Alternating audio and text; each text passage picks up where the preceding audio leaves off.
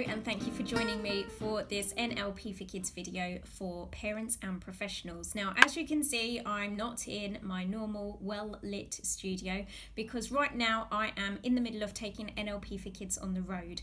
At this moment in time, I'm in a hotel room in Lincoln. I've been working in a primary school here for several weeks over the course of this year, where I'm delivering the NLP for Kids workshops, one-to-one sessions, and also working with parents in a school here, and I'll be doing so for another few weeks yet before the year is out. So, what am I sharing with you today? Well, this is something that in my conversations with parents that I'm having at the moment that I think is such a vital and understated thing.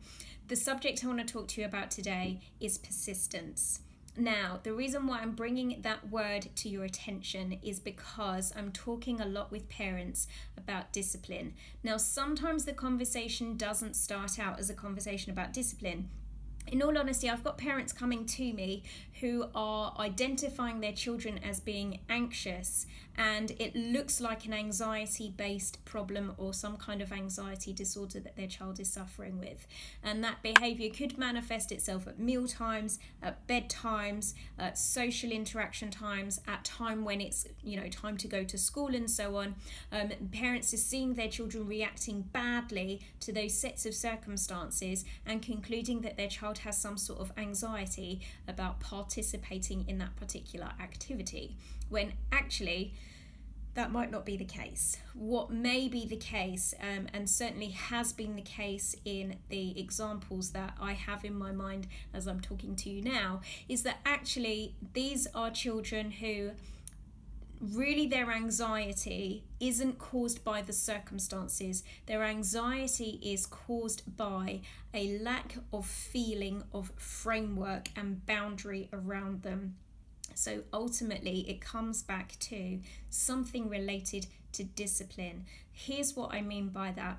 Children need to feel a sense of security and safety, and some children will always seek to sort of test out where the boundaries are today. They're always going to be pushing, or it seems as if they're always pushing. Now, if when they give that push, they notice that there isn't the boundary there isn't the no that they needed to hear, there isn't the change in that parent's tone of voice when they react to them, or there isn't that sense that there will be consequences for them having pushed up against to see if those boundaries are there, then that's what actually causes the anxiety some of the time. Some of these anxieties are coming from these children feeling like, well, you know what, I can kind of do what I want to do and you're going to let me keep on doing it. Like, where is the line here? There has been studies, and I've spoken about this 1,000 times before, I know, but there are studies that show that children who are disciplined feel more loved. Now, when we talk about discipline, we're not talking about you needing to smack your children or harm them in any kind of a way, but I'm talking about letting them know that there is a line, that there's a boundary that they don't cross. Now, some children need to know about that in advance of the behaviour showing up in the first place. So if you know that going swimming on a Saturday always evokes a sense of uncertainty, lots of drama, then you talk to them about it on the Friday night and say, this is how I want it to look when we go to swimming tomorrow. And then you start to give them some accountability for their behaviour. You also start letting them know in advance what the boundaries are. Then, when you get to that point on the Saturday morning where they start pushing up against those boundaries, you need to be solid and certain and stick into your guns. We can't have any of this do what you like mentality. We can't have any of this I give up mentality, because the thing is, that's when your resilience is weakened, and that's when they're going to really then start pushing beyond those boundaries and causing disruption and chaos in the home and in your relationship with them. They need you to stick to your guns with the persistence that is going to out-persist them trying to wear you down and break you down. You remember what it was like when they were toddlers, when they would, stamp on the floor or roll around on the supermarket floor or something like that because you'd said no. They have tons of persistence, and you need to be able to out persist them, because if you don't, then it gives them the message that eventually you will crack and you will weaken, and they will eventually, what they feel at the time seems to get what they want, but actually in the long run doesn't really serve them, because it takes away that sense of security that we provide for them when we say no, or when we say actually it's going to work like this. So you need to have that persistence there. You remember when they were learning to walk, or when they were learning to talk, they didn't get it first time around. They had to keep going and going and going again. And you had the persistence to see them through that process. You were the one who kept encouraging them. You didn't ever give up and say, you know what, this one's just not going to be a walker. Fetch the wheelchair. That didn't happen. You knew that you had to persist until you got the result. And it's exactly the same with setting boundaries and enforcing discipline as well. You've got to be strong.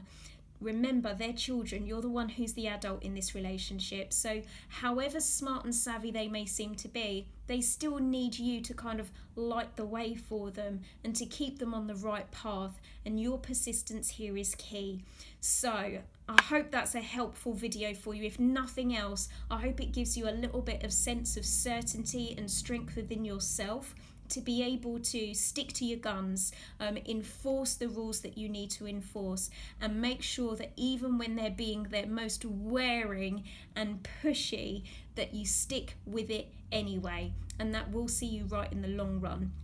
One final thing that I will mention about this is that in order for you to create that as a new habit, in order for you to have this new set of standards as a habit that you as a family start to work towards and stick to, you are going to have to persist for longer than is comfortable for you to do.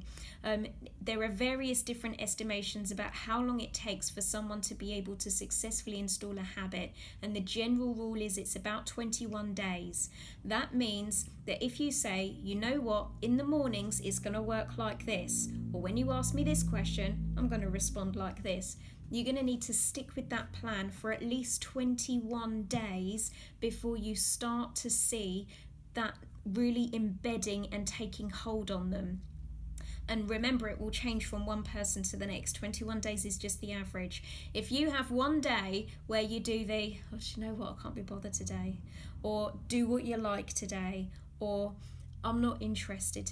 That one day when you give up and don't stick to the plan, you reset the clock back to 0, which means that from then you're starting back at square one and having to go back to working on your 21 days from scratch. We don't want that to happen. You've got it in you. Be strong, enforce the rules, give them the structure and the discipline that they need, and you will see that your persistence will eventually pay off. Thanks for tuning in today, guys. Remember to subscribe to the channel and click the notifications bell so that you get a heads up the next time there is a video available for you. Most importantly, remember to give the video a thumbs up so that I know I did a good job sharing what I've shared with you today. I'd love to hear your thoughts on this subject, so make sure you add something into the comment section, and as soon as I see it there, I will come back to you with my response. I'll see you on the next video. Bye for now.